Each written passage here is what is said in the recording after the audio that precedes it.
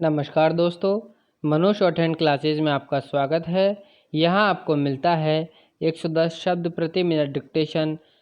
दोस्तों, इस डिक्टेशन की आउटलाइन के लिए हमारा टेलीग्राम ग्रुप ज्वाइन करें। डिक्टेशन शुरू होगी 3 सेकंड बाद। अध्यक्ष महोदय, सरकार चाहती है कि अन्न के मामले में देश आत्मनिर्भर बने, तो मेरा सुझाव है कि जिन जगहों पर काफ़ी संख्या में ट्रैक्टर से काम लिया जा रहा है, आपको कोई कारखाना खोलना चाहिए और सस्ती कीमत पर उनकी मरम्मत की व्यवस्था करनी चाहिए। आप बाहर से ट्रैक्टर मंगवा रहे हैं, मैं समझता हूँ कि यह सारा रुपया व्यर्थ व्यय किया जा रहा है। मेरा सुझाव है कि इस देश में ही ट्रैक्टर बनाया जाए। बाहर से खेती के जो सामान आ रहे हैं, कारखानों से होकर आ रहे हैं, इनको जहाँ भेजना हो वहाँ सीधा भेजा जा सकता है, किंतु हो यह रहा है कि पंजाब की सरकार द्वारा इनको सारे देश में वितरित किया जाता है। चूँकि इनको पहले पंजाब भेजा जाता है और फिर सारे देश में भेजा जाता है, इसलिए खर्चा ज़्यादा लगता है।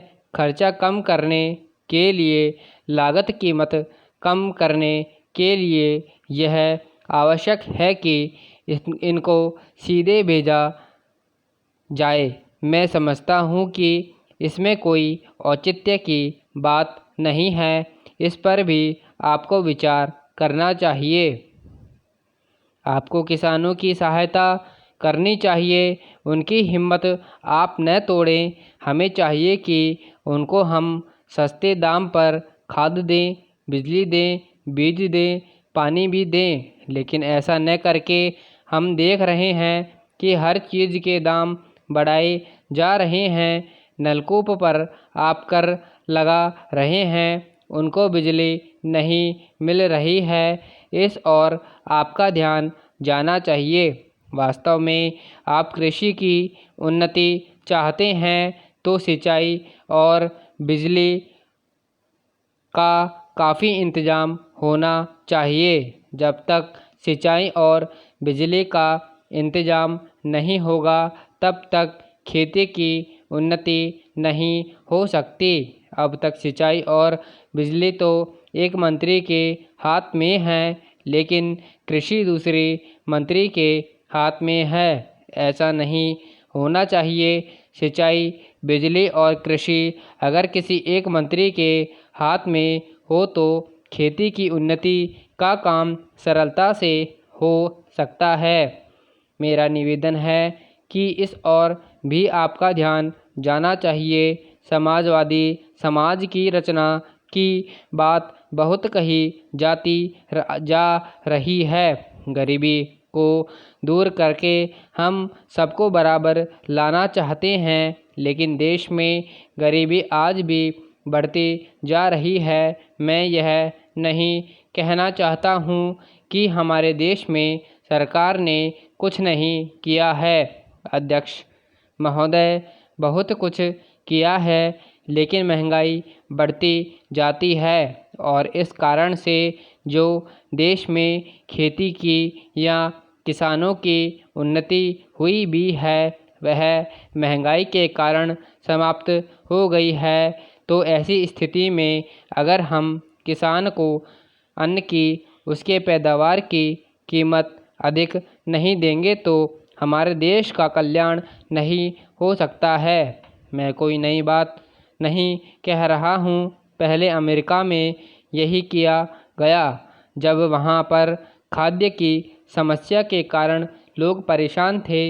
हमारे यहाँ भी उसी से कल्याण होगा। हम देख रहे हैं कि सरकार के प्रयत्नों के परिणाम भी अच्छे निकलने लगे हैं, लेकिन दुख इस बात का है कि इस वर्ष सर्दी के मौसम में वर्षा नहीं हुई।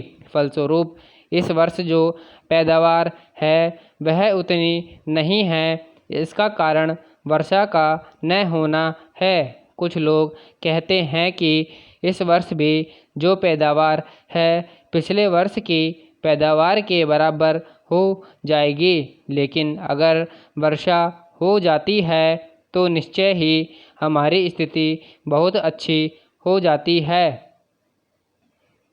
मैं देखता हूँ कि इस वर्ष गल्ले की कोई कमी नहीं है, इसलिए मैं समझता हूँ कि गल्ले को एक जगह से दूसरी जगह ले जाने में जो रोक लगाई गई है उसको हटा लेना चाहिए। अभी हमारे राज्य में बड़ा अकाल पड़ा हुआ है, लेकिन वहाँ पर गल्ला भेजने की कुछ व्यवस्था की गई है और लोगों को गल्ला मिल रहा है। इसका परिणाम यह हो रहा है कि कोई भी आदमी भूखा नहीं मर रहा है। पिछले 2 वर्षों में कोई आदमी भूखा नहीं मरा। यह हमारे देश की सरकार के लिए बड़े संतोष की, बड़े ही गर्व की बात है। यदि अन्न की उपज हमें बढ़ाना है तो हमें पानी का इंतज़ाम करना चाहिए। आज वर्षा की बहुत कमी है। विशेष रूप से मैं अपने क्षेत्र की बात आपको बतलाना चाहता हूँ। 20 वर्ष पहले जितनी वर्षा वहाँ होती थी उतनी ही वर्षा आज भी होती है। वहाँ नहर भी है, लेकिन नहर का पानी वहाँ नहीं जाता है। नहर के पानी को आगे ही रोक लिया जाता है। बांध भी बना है, किंतु हमारे राज्य के लिए पानी नहीं दिया जाता है।